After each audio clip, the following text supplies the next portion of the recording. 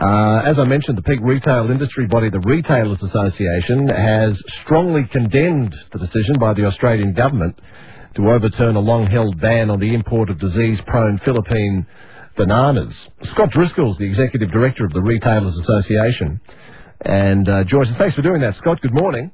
Morning, Greg. Just bring us up to speed on what's happening here.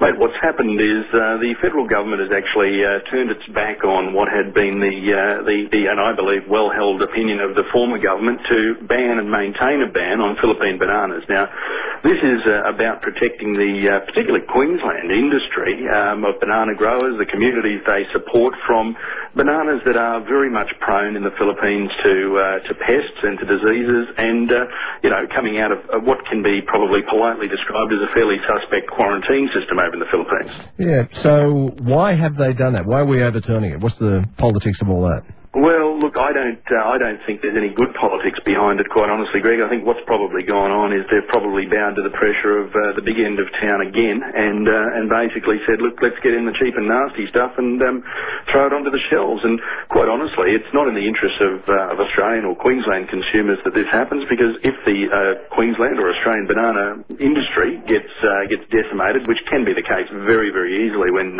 pest and disease are involved, you're going to wipe out that choice of quality, good, local banana stock. What are those diseases that can get into our country, Scott, and how prevalent are they, and how easy are they to really ruin things?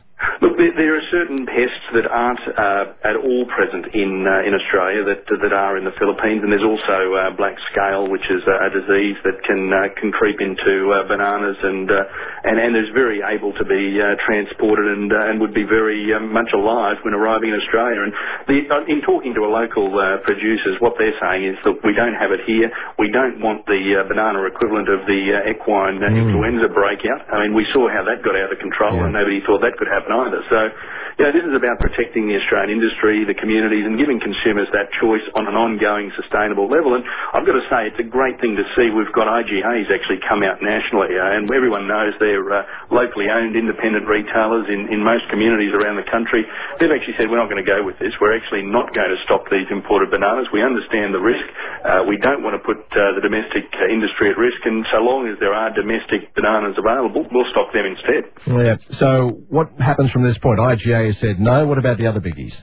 Look, I haven't seen anything come out from anyone else at this stage, but I'd certainly encourage, I think this is a great opportunity for local community retailers, greengrocers, etc., to actually come out and take the similar stand to really say, look, we're going to support the Australian domestic industry. It's all about Australian made and Australian grown at the moment. We need to stick together on this.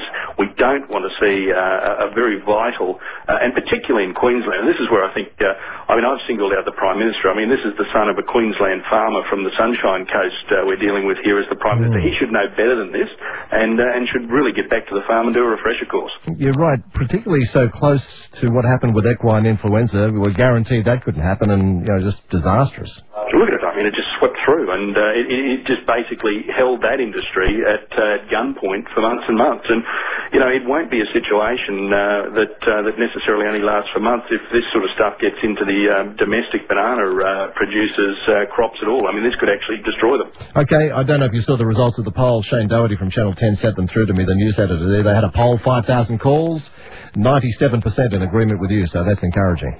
That's good stuff. Good to talk to you, Scott. Thank you. Hey, Greg. And all the best, mate. We'll stay in touch. Scott Driscoll, head of the Retailers Association, on that proposal to remove the ban of those bananas coming in from the Philippines.